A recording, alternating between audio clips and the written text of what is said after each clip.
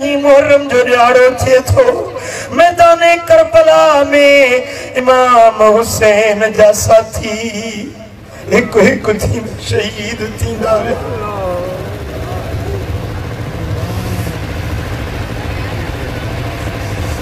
शहादत जो जाम पींदा विया।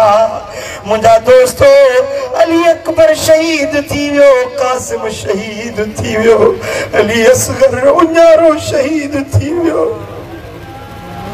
हाणे इमाम हुसैन पाण मैदान में निकिरनि था।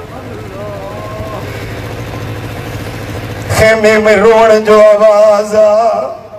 साईं सब्र जी तलकीन फरमाइनि था त नबी जाल पे तो पिटको न कजो, सीनो न पिटजो, मातम न कजो, रब जी रज़ा ते राज़ी रहजो। अलविदा करे जॾहिं महिल पाण घोड़े ते चढ़नि था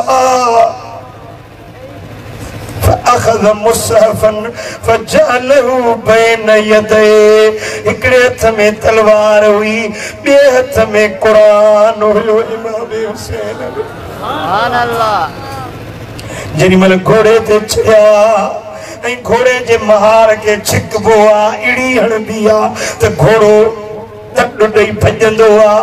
जीअं पाण घोड़े जी महार छिकियूं, लगाम खे छिकियूं, पर घोड़ो न चुरियो।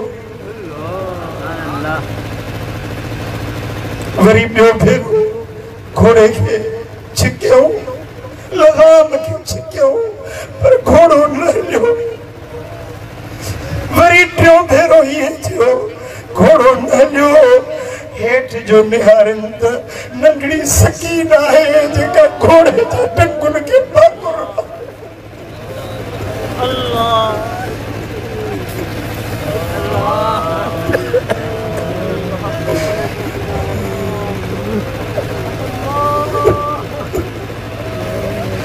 बाबा साईं मूंखे छॾियो कीअं था वञा।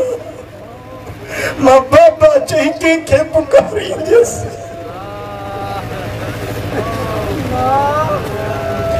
हीअ मुंहिंजी ज़ुबान, हीअ मुंहिंजो कलम, छा पेश करे हसनैन जो ग़म।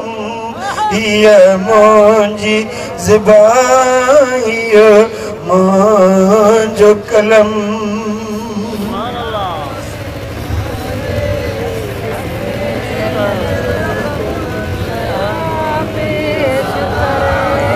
हर हूर हुसैन के हार विधा, हर हूर हुसैन के हार विधा। वही करबल बणजी बाग़े इरम, हीअ मुंहिंजी ज़ुबान, हीअ मुंहिंजो कलम।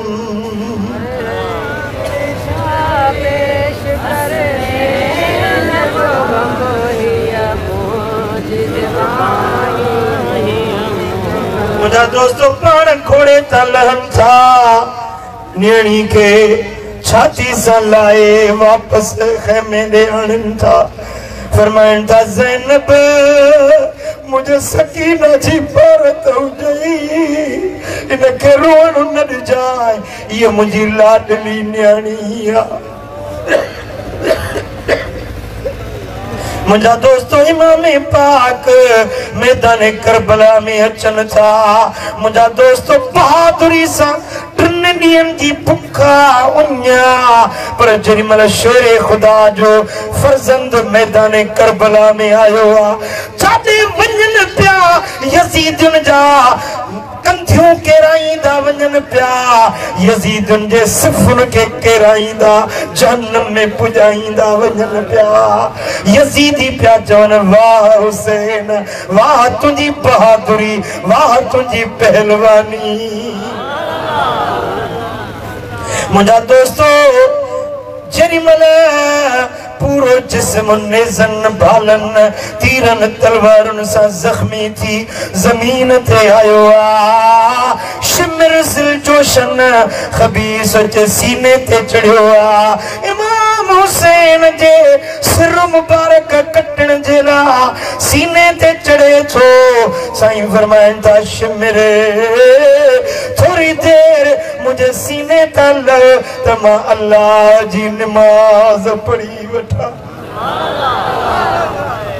ओ शिमरे मु जिंदगी में कदे अल्लाह जी नमाज न छड़िया अज जिंदगी जो आखिरी वक्त आ ओ शिमर तमा पंज रब जे हुजूर में सजदो कया मैं पारी पढ़ा मत क्या मजड़ियारे नाने मोहम्मद जी मयार मिले त बच्चा हुसैन नमाज छो छड़ी हुई